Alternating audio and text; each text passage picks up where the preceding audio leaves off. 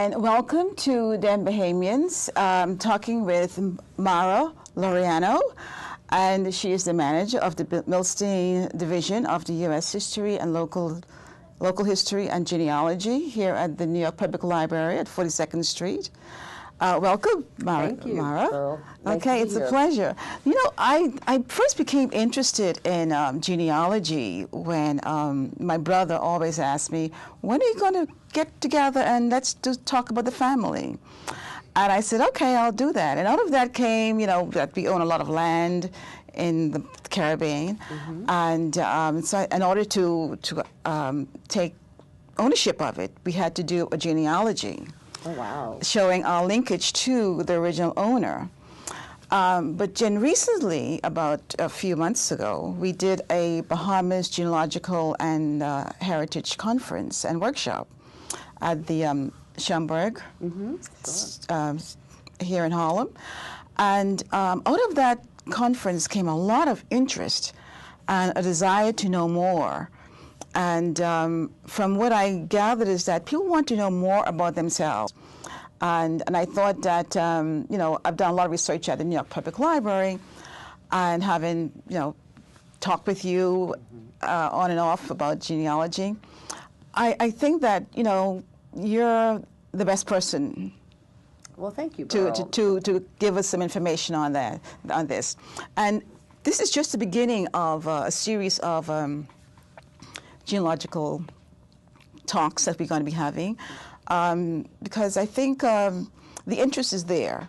You know, I started about 10 years ago, and I've seen it grown tremendously. You know, and I'd like for you to tell my audience, how do they get started in genealogy? Sure. Well, at the New York Public Library, we do get a lot of people coming in asking that very question, how do you get started? And our class, we teach classes. And we have a basic introduction class that's probably our most popular class, because there are a lot of people who are interested in their family history, and they don't know quite how to get started, and they don't know exactly beyond maybe having some basic information. They don't know how to take it to the next level. So I think going to the library is a really good place to start, and I think you can go to any branch of your public library, because even if the librarians there don't necessarily know much about genealogy, although more and more librarians are getting informed, there's always going to be books that you can check out that are real basic guides, and that's always a good place to start. But today, I'll try to give everyone sort of the basics, and it's what I tell people when they walk into the library, and if I'm on the reference desk, this is what I tell them. And I always tell them they have to start with themselves, which in some ways can be disappointing because people kind of want to start digging into the research. But it's really important that you start with yourself, and more importantly, you start with your family. And you do that by making note or writing down everything you know already about your family. And so you kind of interview yourself, or you start taking notes. But then it gets a lot more interesting when you start to interview other members of your family, and you start asking them questions. And it's very important to ask not just yes and no types of questions, but really get them to start telling you details about your immediate family, but also family members that have passed away. And you want to get those stories. But you also want to get the facts. So it's really important to start interviewing family members, and especially the older members of your family or the more fragile members of your family. You want to make sure to get to them first. It's really important. A lot of times people start this process and they realize that they just missed out on talking to a great aunt who passed away last year, and you don't want that to happen. And what's wonderful now, with so much technology available to us, it's very easy to record and even videotape your interviews. So if you're able to do that, that can be really helpful, because that becomes a part of the documentation that you start to accumulate. And it's something that you can then share with other members of your family and have them react to it. But also, you can then come back to it if you don't remember certain pieces, because some parts of what you're your family members are going to tell you maybe don't have a lot of meaning at the time that you're hearing it, but later on that might be a clue to something. It might solve a mystery later on down the road. Right. Then what's also very important is not just taking everyone's word. Not that anyone's trying to lie to you, but people don't always remember things 100%.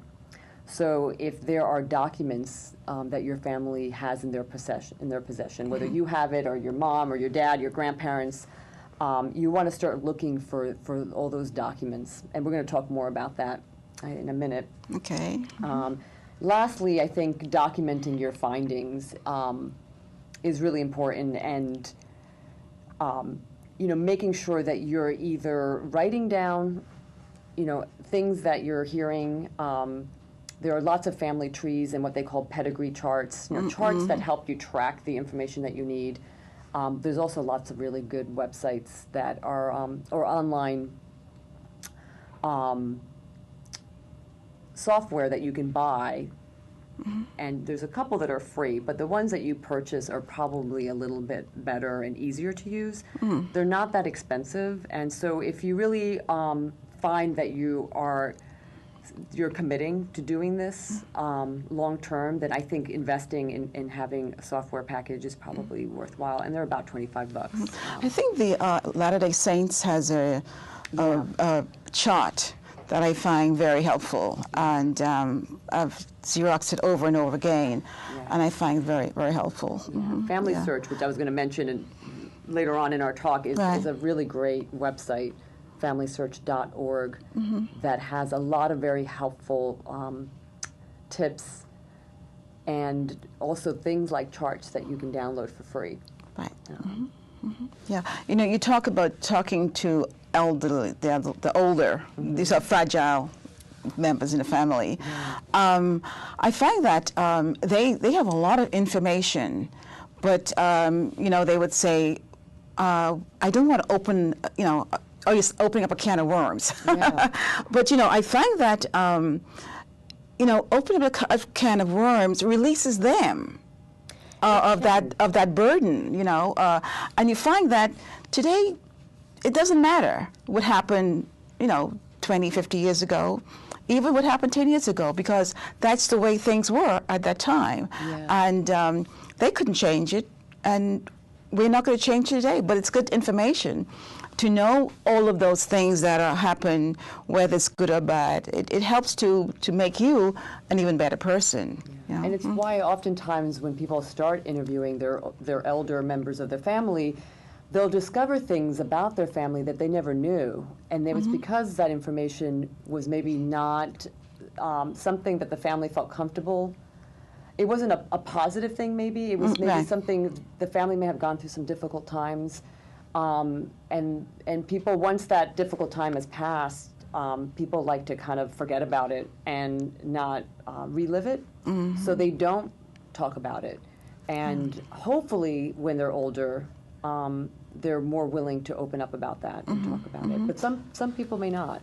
And I guess you can't push it.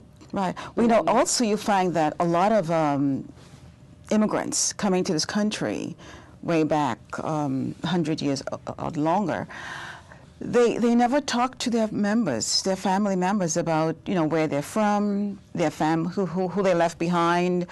So what I'm encountering now is that there are children of those persons who never talked about their family members back in the Bahamas or back in Puerto Rico or elsewhere, about those families. So they want, and now they're having their children, and they want to know, oh, I heard I'm from Bahamas, but my family never talk about it. How can I get to know more? Someone said they're from Andros, or they're from Cat Island, or they're from Eleuthera. How do I begin? So we talked about the very, very first step that you took, which is really kind of digging through your own sort of internal attic and finding what you can. But then the basic steps, when you're actually interviewing people and when you're asking yourself those questions, there's some basic steps that people should follow. The first step is defining your goals. I think people can get overly ambitious and get so excited that I think they might take on more than they can chew. So I always tell people that when you're new to genealogy especially, that you should start with maybe one side of your family. Very true. And even maybe more specific than that, sort of, you've got two parents, but then, you say you decide to pick mom. Right. And then, very quickly it starts to get bigger because then your mom has got, she's got a mom and a dad. So are you going to follow your grandfather's side or your grandmother? And so making those decisions, I think, is really important early on. And I think it makes sense to start with the family that maybe you know the most about, because it's going to be easier. And not that it'll be super easy, but it'll be a little easier. It's also, one could argue that you go with the one that really interests you, the line of the family that maybe you really want to learn more about, and that might motivate you or get you through the hard times when it's not going so smoothly. But once you've kind of decided sort of which direction you want to go in, then I always stress to people, it's the who, where, and when. So then this is when it gets down to really being very factual about the research that you do, even though other parts are also going to be very important, like the stories and even just things in your family, like, what foods did you eat? How did you celebrate holidays? All those things are going to be clues to your ancestry. But you really, and to do this research and to do it well, you have to get down to some basic facts, and it's the who, the where, and the when. And the who is the person, and it's their name primarily. I mean, other parts of them is important too, but the name is critical because that's how you're going to find supporting documentation. The first name, the middle name, the last name. If it's a woman, obviously her maiden name is very important. Nicknames can be important. Not just the name of the person that you're researching, let's say grandma, but also grandma's siblings. The names, if you can find out who their brothers, her brother and sisters were, if she had any. Obviously the name of her parents, if that's known. As many names as you can find is really, really helpful in your research. And finding out not just the middle initial, but if you can find out exactly what that middle name was is also important. The where is where your ancestor lived, and more specifically, the where major things happened to that person. So when, where was she born? Where was your grandmother born? Exactly, as specific as a location as you can get. So a town would be very useful. Then later on, where did she grow up? Where did she get married? If she immigrated, when did she come to the U.S.? And, ultimately leading up to, if she's passed away, where did she die? And very closely to the where, and I was even mixing it up myself, is the when. So along with the places, you want to know when these things were happening. So the when is the dates. And as an exact date as possible. So when was somebody born, their exact birth date. When did they get married? When did they immigrate, if they did? When, for instance, even things like when did they go to school, if they went to school, or, just any kind of significant thing that happened to that person. They moved around, if you know dates of when people moved around to different places. And ultimately, if they've passed away, when they died. And one of the things you said, like, for instance, where, for instance, someone who lived here in New York City in the 1940s, like someone said that they lived here in the 1940s.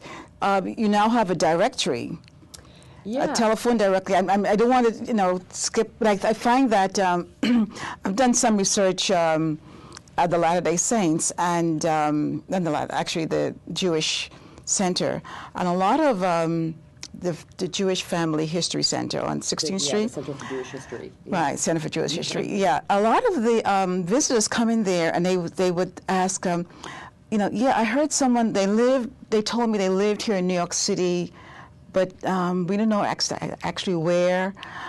And, they're not aware of that new system that I found at the library, at the New York Public Library, the directory. Well, directories are fascinating because unlike a lot of other records, they get produced more often. So when you think about it, and maybe less so now because telephone directories are sort of on their way out, but telephone directories have been around for many, many years and are published annually. Right. But before there were telephone directories, lots of places had what was known as either city directory or residential directories. And for instance, in New York City, the earliest city directory is 1785 or 86. So that's going way back. And what they typically listed were people who were heads of households. So a lot of men were listed in these city directories, but as time went on, you're going to find other people listed in directories. So for instance, I think what you're referring to is we digitized the 1940 telephone directory for New York City. And that project, which is actually available for free on the web, is not just the digitized version of the phone books, although that is available on this free website, which is called Direct Me NYC. It was used as a tool to help people use the 1940 census, which got released in April. Right. So to back up a little bit, so directories of all kinds, whether they're white pages or city directories or business directories, directories of people involved in particular professional associations. There's all kinds of directories, and directories can be useful because it gives you information about that person in a very specific year. Right. Where a lot of records kind of are more spread out.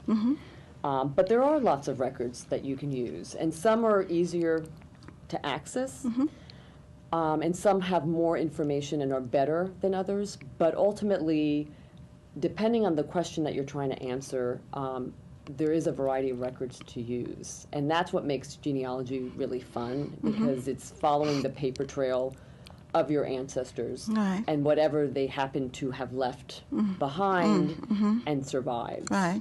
And that's, and some of that paper trail, may only exist in one place. But more and more, we're so lucky that things are being digitized and that we have much easier access to a variety of records today than you did even, 10 years ago, or definitely a lot more than we had 20 years ago. Right. So when you're researching, you want to work, like before I was saying about, identifying which way you want to go and kind of defining your goals. Right. But then you work backwards, because you start with the body of information that you know is pretty factual, and then you see what's missing, and then you start filling in the missing pieces. And every time you do that, it helps you go back. And you want to make sure that you're working in the right order, because if you start jumping around too much, you might lose the connections. And you want to make sure that your connections stay verified.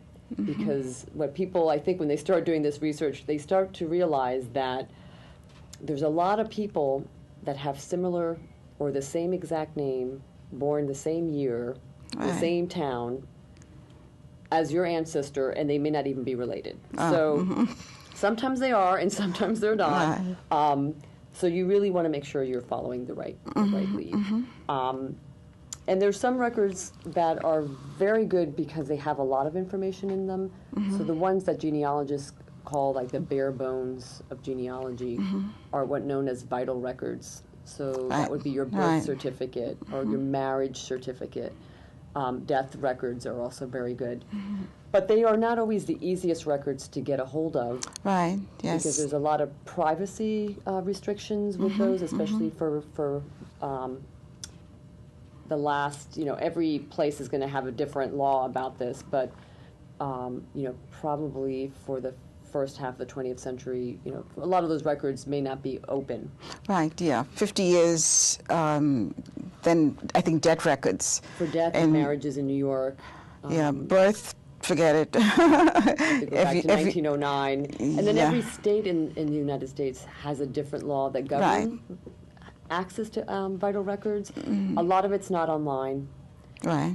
So a lot of it you do have to visit the location. And this is also true for other countries and not just the U.S. So when you start when you start looking for some of these things, you start realizing that some of the obstacles you have in the U.S. are going to be the same obstacles you're going to find when you go to to the Bahamas or to Italy, or it's very similar kinds of situations. Yeah. Luckily, in the U.S., we do have the census records, and those tend to be the records that people use the most. They're probably the most popular records to use and are used very early on because there's such great access to them. And the census is a federal record, and the federal government started counting or sort of tracking the population as early as 1790. Right. And then it's every 10 years. And I'm sure, as people remember, we had a census just in 2010 where we didn't actually answer very many questions. So down the road, our descendants are going to be very upset with us because they're going to have a hard time doing research. But so the census every 10 years, and there is a privacy restriction on those. So it's 72 years. So after 72 years, the National Archives releases those records. And at this point, all of those records have been digitized, and the commercial company known as Ancestry.com, they have indexed all of it, so it makes it searchable by name. Okay. And there's other places you can find other years of the census, sometimes for free and sometimes through a paid subscription. Or, of course, I have to stress that you can come to the New York Public Library and you can search it for free. We have Ancestry available on site at the library. But these census records will give you a lot of really good information, and because it's every 10 years, you can kind of follow people through time and kind of learn a little bit about them besides the who, where, when. But other things like their profession, where did they live, who were their neighbors. Then, of course, the 1940 census, which got released in April of this year, asked a lot of questions about employment because it was during the Depression. And the government was very interested in knowing more about people's employment situation. So they asked a lot of questions about that. So that can be kind of interesting, too. Yeah, great. Wonderful. Now, you mentioned some of the records. My ancestor, from the Loyalist. Do you have records? What's available there at the library on Loyalist? Well, it's we do have some records. I mean, there's different kinds of for Loyalists. So those during the American Revolution that sided with the British. And then after the Revolutionary Wars, many of them left the new United States, although some did stay, and moved to places like in the Caribbean, to Canada, and then sometimes they come back to the U.S. So there are books that do list the names of Loyalists. So if you had heard that about your family, or you sort of have an idea that maybe that was true, that might be one place to start. But the library does have a very special collection, and it's actually not online, it's on microfilm, and it's of the Loyalist claims. So when the Loyalists, after the war, and I'm not an expert on this, so you'll have to forgive me, but from what I understand, they would make a claim to the British government for compensation for having served on the losing side. And sometimes I think that would lead to them getting land, possibly. Very true. So if they applied for compensation from the British government, they would be a part of this collection that we have on microfilm called the Loyalist claims. And it is indexed by name, so there is the possibility of looking for more details about that. And those papers, those whatever they filled out, would have a lot of details about them. And so it could really, especially if we're talking 18th century, there not a lot of records survive. The paper trail gets a little thin the further back you go. for many reasons. But, one, because maybe not as many were produced, but two, during that time there were lots of fires, floods, and things get destroyed. But it's a great way to learn a lot more about your ancestor. So it's nice that you don't have to travel to London to look at these records, although it's not a bad place to visit. So that's one example of something very specialized. Okay. Now there's the rare books. Do you have any rare books at the library that will help you in genealogy as well? It depends how you define rare. In the library world, rare usually means a book that was published a long time ago, that there aren't very many copies, and that's what makes them obviously rare. Right.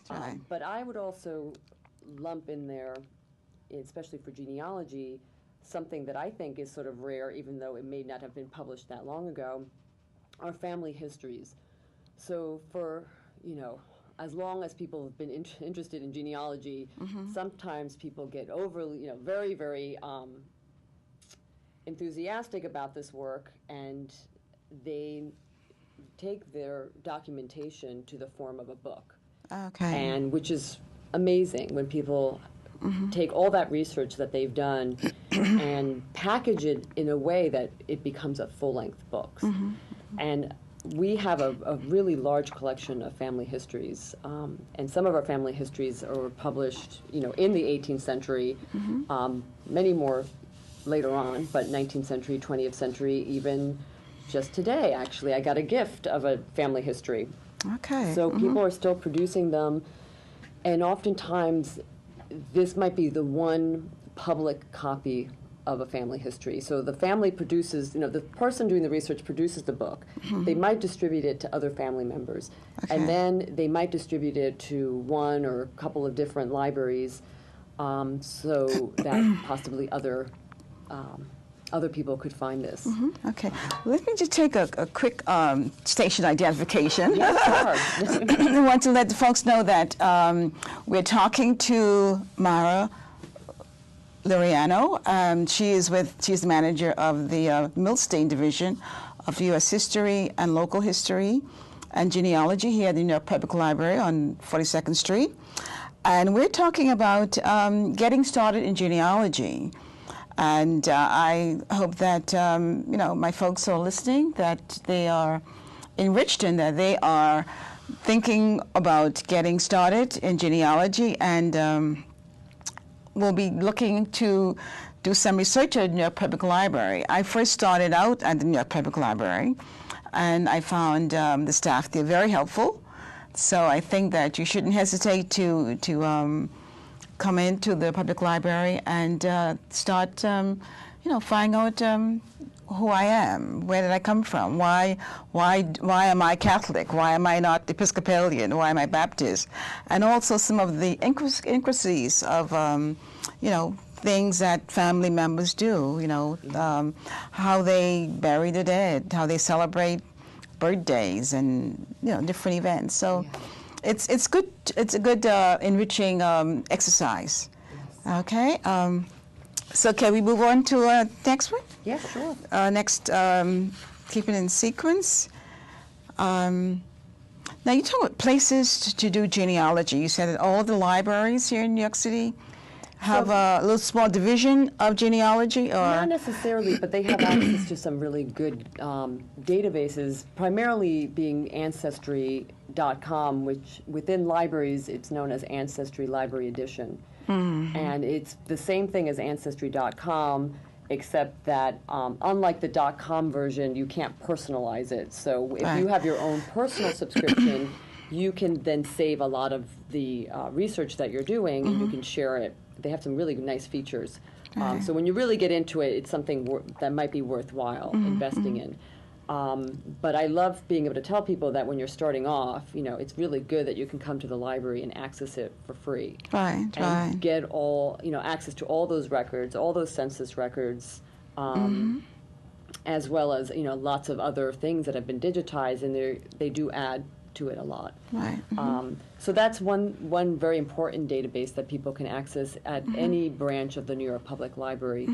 But there'll be some branches that are going to be they're going to have maybe some additional information or expertise. Right. And so, if you go to the Schomburg Center for Black Culture and Studies up in Harlem, or if you go to the Bronx Library Center, some of the bigger branches of the New York Public Library, might have some additional information. Okay. But really, if you're able, I do ask that people come down to the main branch on Fifth Avenue and 42nd Street, the Stephen A. Schwartzman building.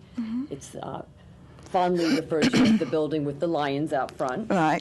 And we're in room 121 on the first floor, and it's the Milstein Division, U.S. History, Local History, Genealogy, and we specialize in genealogy. So we're going to have the most information and the most expertise. So it's really a good place to go and not only get started, but actually people come back to the Milstein Division all the time to do research, and we actually cater to a lot of professional genealogists because we have such a wide variety Very true. of information available in one place. Very true. Yeah.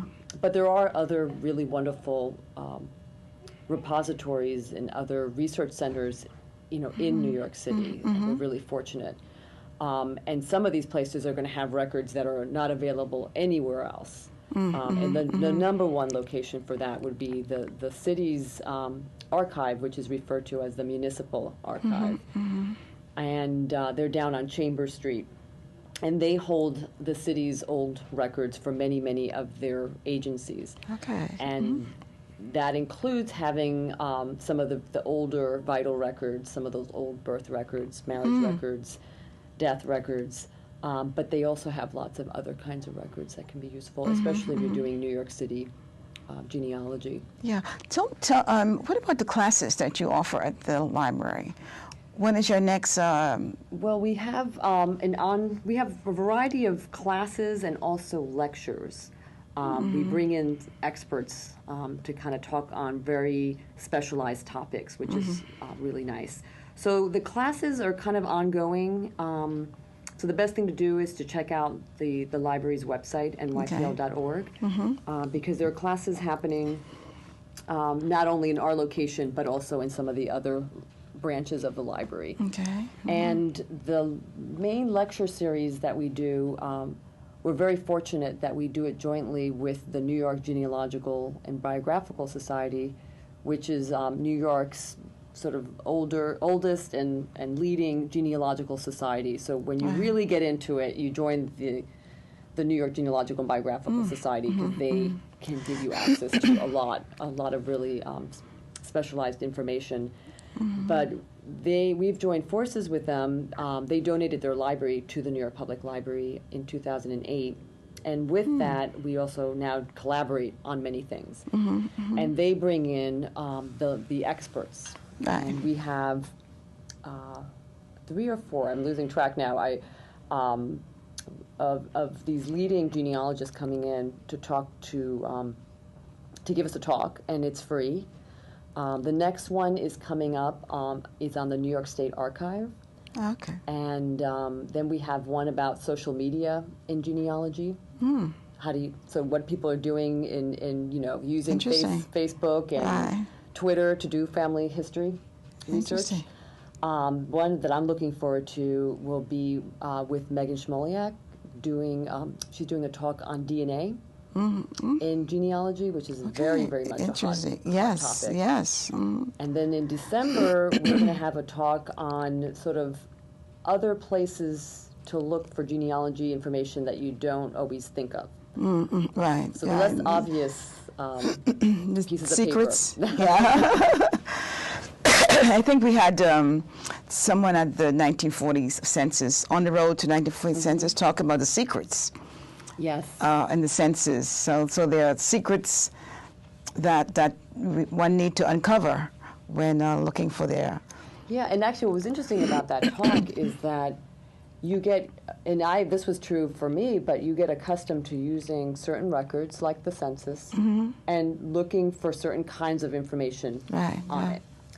But what this talk emphasized is that there were there's other information or other way to interpret what you're seeing that can actually be very helpful. And that you really learn all of that through time. And, my favorite thing is to go to these lectures. But I also really enjoy watching a lot of the television programs that are very popular right now on genealogy. And I find that even though it's a 1-hour show and they make it seem really easy and they go all the way back, several generations. But I kind of like that they do expose you to some of the process and they expose you to some of the records that are helpful. And also show that, what you can really get out of doing something like that. So shows like Who Do You Think You Are and the Henry Louis Gates shows on PBS, which are so wonderful, Finding Your Roots, and all the other ones that he's done on PBS. And many of those you can still watch online. And actually, I think a lot of those all of them are watchable for free online. Beautiful. And I find that that's a really nice way to learn a little bit about genealogy, but also to keep to kind of keep your interest, to kind of while you're going through the hard times, maybe you can kind of get some inspiration from some of that. Let's talk about the 1940 census. When they came out in April, there were some parts of it that were missing. How are the census for New York City? Is it complete yet, or? Yeah, well, it wasn't that it was missing, but what happened which was different this time around. So as I mentioned before, they get released after 72 years. And so it was time for the 1940 to get released, and it was exactly 72 years later on April. It was supposed to be April 1st, but April 1st was a Sunday, so they moved it to Monday. The National Archives, they're the keepers of those records. They did something new for and different with the 1940 census, and that's by releasing them online for the very first time. Prior to that, they had released records on microfilm. But this was the first time that it was online and available to anyone to access them. However, the National Archives doesn't have an index to the records. The records, they're arranged geographically. But they had never had an index. And when they released them in April, it didn't come with an index. So there was no way to plug in a name and see what came up. So then from the moment that they got released, then companies like Ancestry.com and organizations like the Latter-day Saints, they actually organized indexing through volunteers, but they all started to index, which means that a person had to go through every single page and write down the name of the person, and other information like their age and who else they were living with and where were they, so that ultimately you could type in a name and pull up everybody that matches that name. So that process is still ongoing. Well, actually, Ancestry completed that. Very quickly, much faster than anybody thought they would. So it's fully searchable through that service, and I believe Family Search has either completed it or are very, very close. But I think they also may have completed it. The caveat, though, is that because these records are handwritten records with lots of different handwriting, the transcriptions are not always perfect. So there are mistakes, and sometimes you have to be able to search the census in a different way than just typing in a name, even though obviously that's the first thing you want to try. But that's why it's nice that it's available from different places or different indexing, because one set of eyes may see something different, and actually may get it correct, maybe the second time around. So when the census got released, of course, everybody was very excited because they knew that every time a census gets released, it's a set of records that can really help to solve a mystery. There's some people that you just lose track of them. They just vanish. Right. And, you know, again, it could be because that paper trail, like I said, it all depends on which records survive. And so people were very anxiously awaiting this. And they didn't want to wait until the indexing was complete. Right, right. So going back to what we talked about, the telephone books, if you had an exact address of where somebody was in 1940, there is a way to convert that address into what's known as an enumeration district. Okay. We abbreviate it to be an ED, ED number. Okay. So if you have the ED number, then you could go to the National Archives and you could go to that ED number. Okay. Because everything's divided up. It's all, Right. you know, there is a manageable way to actually drill down to the pages that you need. And then you would start to browse, because you would still have to browse between 30 and 50 pages. Right, right. You would then start to browse for the name or the address and kind of see if you can find your person that way. And a lot of people were very successful. So in a city, you obviously need an address. Right. But if the person lives in a more rural area, maybe it didn't matter that you had an address. You just needed to get the ED. Okay. And there's one particular website which is invaluable to doing this kind of research, and it's called One Step. And it's something that is created by a gentleman out in California, Steve Morris. And actually another gentleman helped him a lot on this particular site, and his name is Joel Weintraub. And the two of them created a tool that converts locations and addresses to enumeration districts. So if you go to there, you could just sort of help. It's a tool that helps you get to where you want to be. Okay. Interesting. So now, because it is indexed, we obviously recommend that people start that way. But I always tell people, and this has been true of not just the 1940 census, this is true of any census, if it's not working out, that there may be another way to do this research. Right, and that before things were online and people had to come to libraries and archives and look through microfilm, and there was another way of doing this research. And sometimes it's a matter of going back to an earlier way of doing things. And I always say it's like the old-fashioned way of doing things. Right. Because if the new-fangled way is not working out for you, then we try the old-fashioned way, and maybe that will. Right, right. It will give you a clue, at least, to zero in. It's worth trying. It's always, especially if you're really stuck, and it's really worth trying everything. Okay. Well, let me ask you, what else is happening? And you gave us some interesting topics that's happening at the library. Anything else new that's coming up? Feel free to talk about. Goodness, let's see. Well, because we're the fall season's always a busy time with classes and the lectures, but mainly it's we are still very active in terms of buying new materials for buying new family histories or collecting them, because luckily we get many for gifts as gifts. But I would say, our staff we're very available to people, and you don't have to make an appointment. You can just come in. Right, right. We're open Monday through Saturday. 10 a.m. is when we open Monday through Saturday. We close most days at 6 o'clock. Except on Tuesdays and Wednesdays, we stay open until 7:30. Okay. Other than that, people can come in. Our room is really lovely. It has a wonderful view of Bryant Park.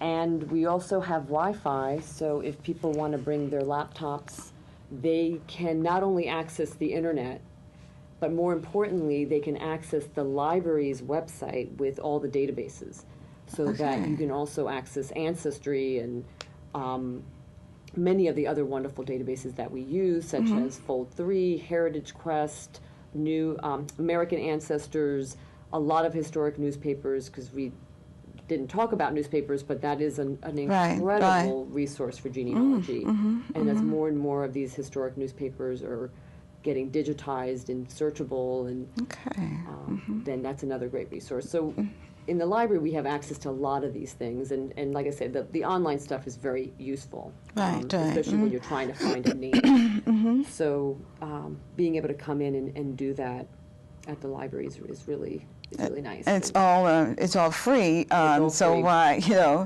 and so you keep adding more and more records from other places. Well, we don't so much add records ourselves,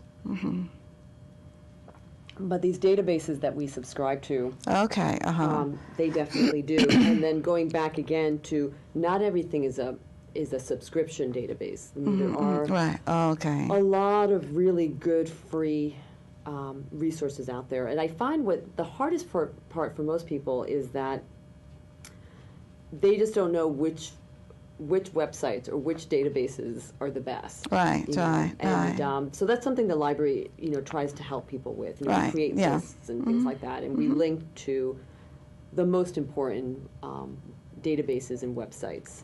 Whether it's something we're paying for, obviously we're going to link to it. But Right. the free stuff we also really heavily promote.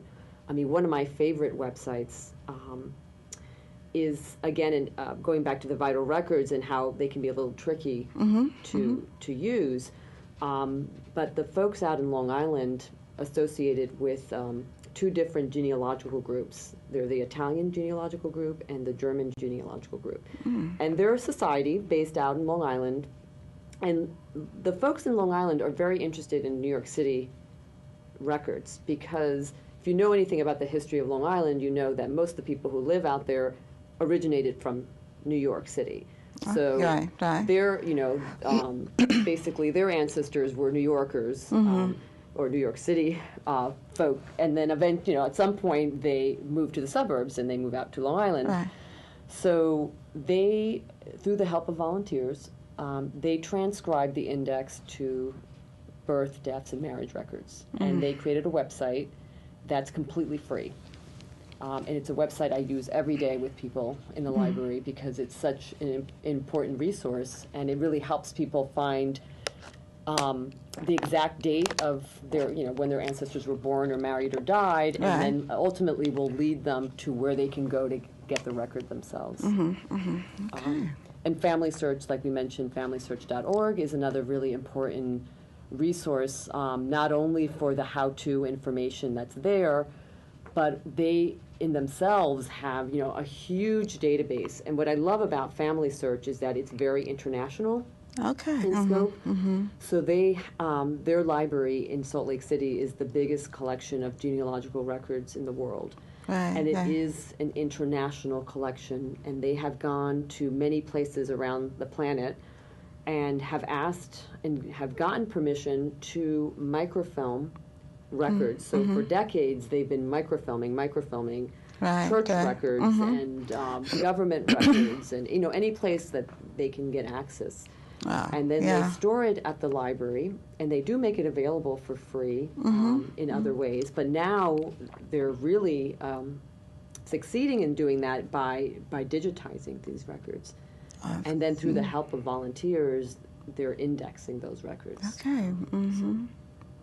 Yeah. So let's see.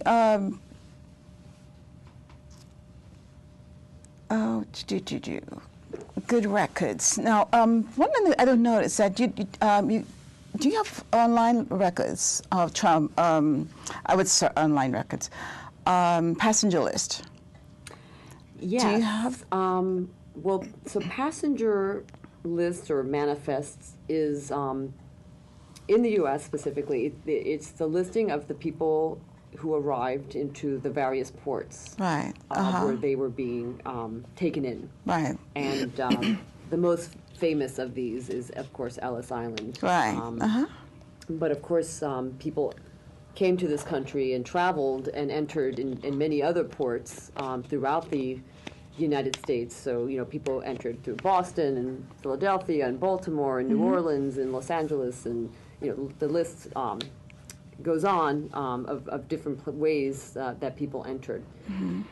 And for people who their ancestors came to this country, let's say in the 19th century, 20th century, and immigrated, and because there was so much immigration, especially around 1900 and those years, 10 years before and after, a lot of Americans can trace their ancestry to people coming to this country around that time, because there were just so many millions and millions of people who came at that time. Right. And a lot of times, because so much time has passed, it's 100 years later. Right. They may not know. They may know that their family came from, let's say somewhere like Russia, or Italy, or Ireland, but they may not know an exact town. Right. They might not even know a region. So looking at a passenger manifest might be a way to find out that information that you don't have. Right. So exactly where did your ancestor come from? Not just the country, which is what the census gives you, Right. but more specifically, you want to know the town. And again, if you're going to continue doing your research, it's going to be very, very important to know the town where your ancestors were born or where they lived, because that's where the records are going to be. Okay. And so going back to the very beginning, this idea of the who, where, and when becomes really important, and the more specific you can get, the better your information is going to be. Right. They are, and actually primarily through Ancestry is how we access those. Through Ancestry. lists, because Okay. they have done the most complete indexing of the passenger lists. And so, they have for New York going back to 1820, but they have it for many, many other ports of entry. So if you're not sure which port somebody entered, sometimes people just assume it was New York, and New York was the biggest point of entry, so a lot of people came, but not everybody did, and sometimes it was cheaper to go through Canada and then come in that way, just crossing the border. Right. And sometimes people just entered other ways. But yes, they are searchable like the census. You can search by name, and then you can actually view the record itself, the manifest itself, and see what information is there, so you can see who else they may have traveled with. Hopefully you can find out what town they were born in. You can find out things like where they were going. So when they were coming to this country, they were asked, where are you going next? And oftentimes they were coming to live with a relative, and that in itself can be really useful information. That's helpful. Yeah. Very good. Very good. Now, we talk about municipal archives. What records do they have there that are not at the public library? So the public library has access to lots of different kinds of records, but of course there's lots of records that we don't have access to, because some of these records are owned by particular government agencies, and so they're held by those repositories. So the Municipal Archives is the main archive for New York City records. And at a certain point, the more historic records end up there. So a lot of agencies will hold on to their records if they're more current, but oftentimes, at a certain point, they'll send their older records. And at that point, too, is when a lot of those records become available to the public, because many records have restrictions if they're more recent, because of privacy considerations. They're sort of legally mandated that way. But a lot of records will be opened up to the public, and so a place like the Municipal Archives is a place where those records are offered up to the public. Where is the Municipal Archives? They're down on Chambers Street. Oh, the Chamber. Okay. In the Surrogate Court building. It's that building. It's literally right behind City Hall. And I believe the address is 51 Chambers Street. And if you look up the Municipal Archives, New York City, you'll find it. But I mentioned earlier, one of the best records that they have are the earlier historic sort of birth records, death records, marriage records. But they also have other records that can be useful. Like they have some tax records. They have Board of Education records. They actually have something that is not necessarily useful for information per se, but they do have a great collection of photographs that when people start to do this research, they like to have some visuals. Right, right. And sometimes you'll have photographs within your family, which is really nice. But to supplement that, sometimes people like to look for photos of where their ancestors lived. So at the New York Public Library, we have a great collection of photographs. And actually, a lot of them are viewable online for free in something called the Digital Gallery.